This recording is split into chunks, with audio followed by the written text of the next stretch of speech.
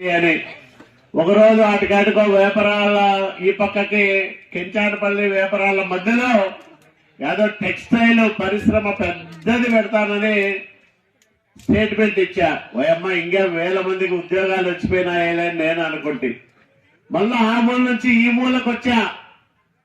జాగ్రత్తల దగ్గర పోయి నేనేదో ఇథనాల్ ఫ్యాక్టరీలో లేకపోతే స్టీల్ ఫ్యాక్టరీ వాళ్ళు ఎవరో వచ్చినారు, వాళ్ళతో పెద్ద ఫ్యాక్టరీ పెట్టిస్తారని ఒక స్టేట్మెంట్ ఇచ్చాటి పోయి మధ్యలో మురిడికి వచ్చా. ఈ రెండు మీ మండలమే. మురిడికి పోయి అదాని వాళ్ళతో సోలారు బ్రహ్మాండమైన ప్లాంట్ పెట్టిస్తాను అని ఓ స్టేట్మెంట్ ఇచ్చా. నేను కూడా పేపర్లలో చదువుకోండి, ఏంటి మెట్టుగోవింద్ రెడ్డి ఆ మూలకు పోతాడు ఈ మూలకు పోతాడు, మధ్యలో మురిడికి వస్తాడు, స్టేట్మెంట్లు ఏమి ఇస్తారని ఒకటంటే ఒకటి కూడా కనపడలేదే. మీకెవరికైనా కనపడినాయా? వేపరాల క్రాస్ దగ్గర ఎవరన్నా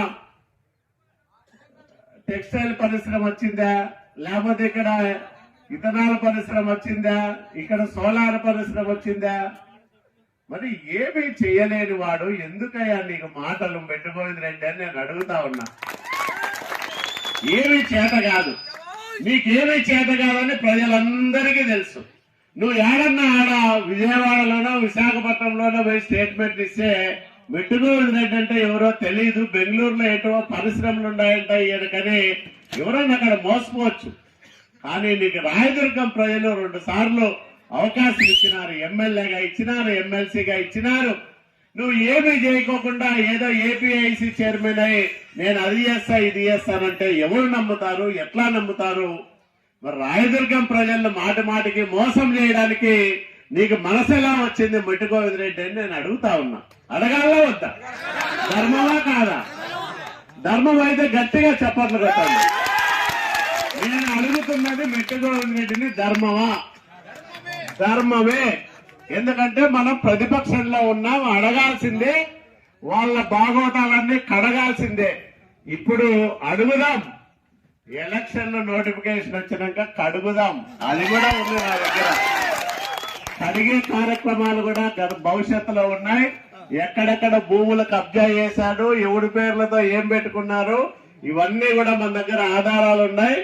నిజంగా అతను ఎమ్మెల్యే అభ్యర్థి అయితే అవన్నీ కూడా ప్రజల ముందు పెట్టి మెట్టుగోవింద్ రెడ్డి అసలు రూపం ఇది అని రాయదుర్గం ప్రజలకు చూపెట్టే బాధ్యత కూడా నేను తీసుకుంటానని మీ అందరికీ నేను మనవి చేస్తా ఉన్నా. ఇట్లాంటి వాళ్ళందరూ కూడా ఎమ్మెల్యేలు అయ్యి ప్రజలను ఉద్ధరిస్తారంటే ఏం ఉద్ధరిస్తారు? అసలు వీళ్ళకి ప్రభుత్వం ఎట్లా పనిచేస్తుందో తెలుసా? ప్రజలంటే సమాజం అంటే ఏమో తెలుసా? వీళ్ళకి ప్రజల సాధక బాధకాలు ఏమో తెలుసా? 11 ఏళ్లు పదవుల్లో ఉండి 3 ఏళ్లు ఏపీఐసి చైర్మన్ గా ఉండి మొన్న హై స్కూల్ గ్రౌండ్ లో మహిళలతో మీటింగ్ పెడితే అమ్మా నేను ఎవరో తెలుసా మెట్టుగోవింద్ రెడ్డి అంటాడంటే ఏమై నీకు ఆ కర్మ? 20 ఏళ్లు రాజకీయాల్లో ఉండి అమ్మా నేను మెట్టుగోవింద్ రెడ్డి అంటే ఇంతకంటే దరిద్రం ఎవరికన్నా ఉంటుందా? కాలువ శ్రీనివాసులు అంటే ఈరోజు చిన్నపిల్లలు కూడా గుర్తుపడతారు. నిత్యం ప్రజల్లో ఉన్నాం, ప్రజల కోసం పనిచేస్తా ఉన్నాం, ప్రజల సాధక బాధకాల్లో వాళ్లకు తోడుగా ఉన్నాం, ప్రజలకు కష్టం వస్తే వాళ్ళకు అండగా ఉన్నాం, ప్రజలకు అనేక కార్యక్రమాలు చేస్తా ఉన్నాం. కాబట్టి ప్రజల ఆశీస్సులు ఉన్నాయి, ప్రజల్లో గుర్తింపు ఉంది. కాలువ శ్రీనివాసులు అంటే నేను పోయి నా పేరు చెప్పుకోవాల్సిన అవసరం లేదు, అతనికి ఆ పరిస్థితి వచ్చింది. కాబట్టి ఎవరు రాయదుర్గానికి అవసరం? మెట్టుగోవింద్ రెడ్డి అవసరమా, కాలువ శ్రీనివాసులు అవసరం ఉందా అనేది ఒక్కసారి ఆలోచన చేయమని నేను ప్రజానీకానికి విజ్ఞప్తి చేస్తా ఉన్నా. నేను బీసీనని గర్వంగా చెప్పుకుంటా, నేను బలహీన వర్గాల నాయకుడిని చెప్పుకుంటా. ఈరోజు జగన్మోహన్ రెడ్డి ఉన్నాడు, ఈ రాష్ట్రాన్ని 4 రెడ్ల చేతుల్లో పెట్టి రాష్ట్ర భవిష్యత్తును నాశనం చేస్తా ఉన్నాడు. రెడ్లందరికీ న్యాయం చేయడం లేదు, ఓన్లీ 4 తప్ప మిగతా రెడ్లందరూ బాధపడుతున్నారు. వైసీపీలో ఉండే రెడ్లు కూడా ఈ రోజు బాధపడుతున్నారు. ఇతను మా నాయకుడు అని చెప్పుకోవడానికి మేము సిగ్గుపడుతున్నాము. ఇతని వల్ల గ్రామాలు నాశనం అవుతా ఉన్నాయి. ఎక్కడ పడితే అక్కడ ఇసుక మద్యము విచ్చలవిడిగా సరఫరా అవుతా ఉంది. కర్ణాటకకు మా ఇసుకంతా పోతా ఉంది, మద్యమంతా కూడా రాయదుర్గానికి వచ్చి పడతా ఉంది.